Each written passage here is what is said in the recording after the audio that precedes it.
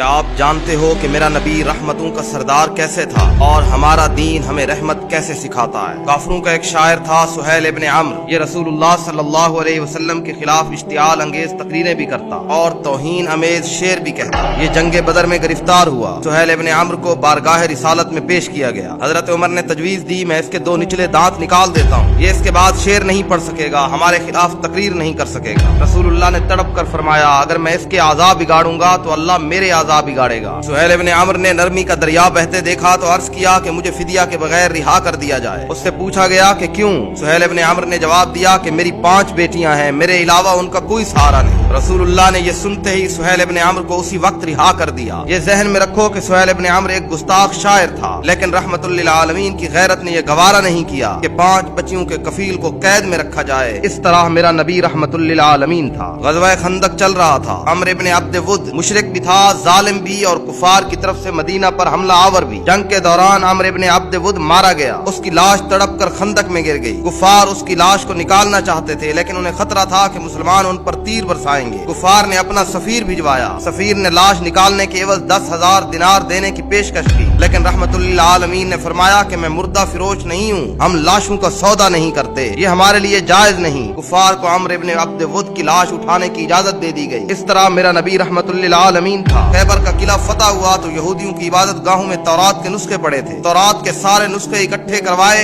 اور نہایت ادب کے ساتھ یہ نسخے یہودیوں کو پہنچا دیے، اور خیبر سے واپسی پر فجر کی نماز کی جگانے کی ذمہ داری حضرت بلال کو سونپی گئی۔ سورج نکل آیا تو قافلے کی آنکھ کھلی۔ رسول اللہ نے حضرت بلال سے فرمایا کہ بلال آپ نے یہ کیا کر دیا؟ حضرت بلال نے ایک خوبصورت سا جواب دیا کہ یا رسول اللہ جس ذات نے آپ کو سلا دیا اس نے مجھ بلال کو بھی سلا دیا۔ نبی علیہ السلام تبسم فرمانے لگے اور حکم دیا کہ تم اذان دو۔ اذان دی گئی اور نبی علیہ السلام نے نماز ادا کی۔ اس طرح میرا نبی رحمت للعالمین تھا۔ حضرت سعد ابن عبادہ نے فتح مکہ کے وقت مدنی ریاست کا جھنڈا اٹھا رکھا تھا۔ یہ مکہ میں داخل ہوتے وقت جذباتی ہو گئے اور انہوں نے حضرت ابو سفیان سے فرمایا آج کفار سے جی بھر کر انتقام لیا جائے گا۔ رحمت للعالمین نے یہ سنا تو ناراض ہوئے، ان کے ہاتھ سے جھنڈا لیا، ان کے بیٹے قیس کے سپرد کیا اور فرمایا آج بدلہ لینے کا نہیں، آج تو رحمت اور معاف کر دینے کا دن ہے۔ اس طرح میرا نبی رحمت للعالمین تھا۔ مدینے میں تھے تو مکے میں قحط پڑ گیا، وہ مکہ جہاں کے رہنے والے میرے نبی کے دشمن تھے، جہاں کے رہنے والوں نے میرے نبی کو شہر سے نکالا، ہر جگہ پر میرے نبی کی دشمنی کی، مدینے سے رقم جمع کی، خوراک اور کپڑے اکٹھے کیے، یہ سامان مکہ بھجوایا